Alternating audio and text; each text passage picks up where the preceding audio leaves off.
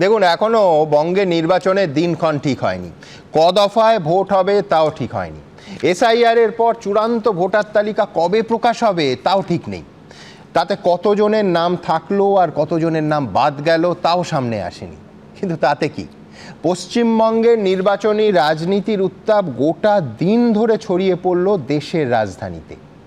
দিল্লি পুলিশের বিরুদ্ধে স্বয়ং মুখ্যমন্ত্রী অভিযোগ জানালেন যে বঙ্গভবনের ঘরে ঘরে ঢুকে তারা খানা তল্লাশি চালিয়েছে। বঙ্গভবনের গেট আগলে এই দেখলেন আপনারা খানিকক্ষণ আগে রীতিমতো দিল্লি পুলিশের সঙ্গে বাকবিতণ্ডায় জড়ালেন কাকলি ঘোষ দস্তিদার।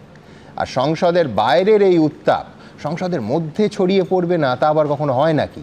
সংসদের ভেতরে অমিত শাহকে দিল্লি পুলিশের কাজকর্ম নিয়ে আক্রমণ করলেন কল্যাণ বন্দ্যোপাধ্যায়, তাও রাহুল গান্ধীর বক্তব্যের সময়। তবে আজ প্রথম বক্তা অবশ্যই সজল ঘোষ। আজ মমতা বন্দ্যোপাধ্যায় বলছেন, কার্যত অভিযোগ করছেন যে অমিত শাহ বাংলায় এলে এখানে নাকি লাল কার্পেট পেতে তাকে স্বাগত জানানো হয়, আর মমতা বন্দ্যোপাধ্যায় দিল্লিতে গেলে নিজেই বলছেন, সজল তোমরা নাকি কালো কার্পেট বিছিয়ে দিচ্ছ।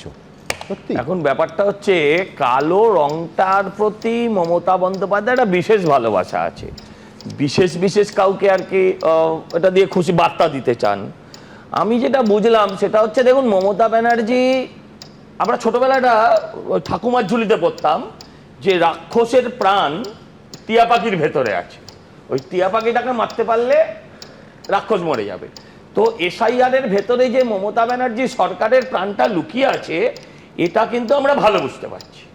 যে কোনো প্রকারে, যেন তেন প্রকারে, আপনি ভাবুন আজকে জ্ঞানেশ কুমারের সঙ্গে মিটিং, আপনি হলে কি করতেন? মিটিংটা অবধি অপেক্ষা করতেন, তারপর আপনি সুপ্রিম কোর্টে যেতেন, যে কোনো সাধারণ মানুষ যেতেই পারে।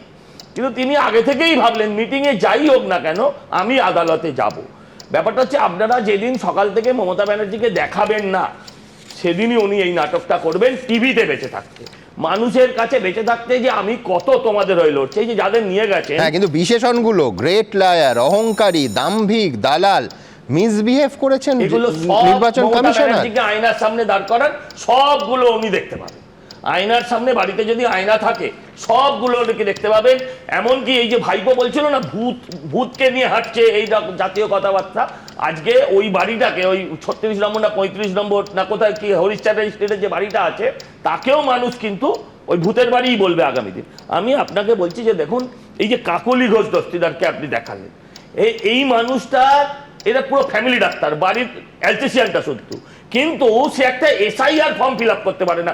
আপনার আর্কাইভে আছে, দেখান, হাতের লেখা দেখলে বুঝতে পারবেন যে এরা কোনোদিন স্কুলে কলেজে গেছে বলে মনে হবে না। এগুলো হচ্ছে নাটক, পুরোটা নাটক। দেখুন, বাঁচবার একটা মরিয়া চেষ্টা। আপনি দেখবেন নির্ভয়া কাণ্ডের পরে যখন ফাঁসির নির্দেশ এলো, প্রতিদিন উকিলরা কোনো না কোনো অজুহাতে 2 দিন 4 দিন 5 দিন করে ফাঁসির আসামিদের জীবন বাড়াচ্ছিল। এটাও কিন্তু টাইম কিলিং ব্যাপার। আমি বলছি, এই যে বলছেন বঙ্গভবনে তল্লাশি হয়েছে, মমতা ব্যানার্জি এবং তৃণমূলের যদি দম থাকে তাহলে সেখানকার সিসিটিভি বার করে দেখিয়ে দিই। এটা বলবে না যে ওখানকার টেকনিক্যাল গ্লিচ হয়েছে, বঙ্গভবনের সিসিটিভিতে কিছু দেখা যায়নি। বঙ্গভবনের সিসিটিভি আছে, তোমার মনে থাকবে যে সাকেত গোখলে গ্রেফতারের সময় সেই নিয়ে বিরাট বিতর্ক হয়েছিল। সময় মতন টেকনিক্যাল গ্লিচ হয়। কিন্তু আমি বলছি, একটা ভয়ঙ্কর ব্যাপার যেটা দেখা যাচ্ছে, যে যুক্তরাষ্ট্রীয় পরিকাঠামোয় মমতা ব্যানার্জি একটা সিভিল ওয়ারের দিকে নিয়ে যাচ্ছেন না, রাষ্ট্র ভার্সেস রাজ্যের একটা লড়াইতে নিয়ে যাচ্ছেন। এই যে 22 জন পুলিশ অফিসার, নিশ্চয়ই তারা খালি হাতে খোল কীর্তন নিয়ে যাবে না, তারা বাছাই করা র‍্যাফের অফিসার, আর্মস নিয়ে যাবেন। এবং তাদের যদি ওখানে এবার ওখানকার পুলিশ আটকায়, রোধ করে, ওদের যদি অ্যারেস্ট করে, ওদের যদি কিছু হয়, তার দায় কিন্তু মমতা ব্যানার্জির। এবং যেদিকে নিয়ে যাচ্ছেন সেটা কিন্তু অত্যন্ত ভয়ঙ্কর। আমি বলছি, দেখুন, নিয়েই যখন যাচ্ছেন, এই সমস্ত পুলিশ অফিসারদের নিয়ে গিয়ে কি লাভ?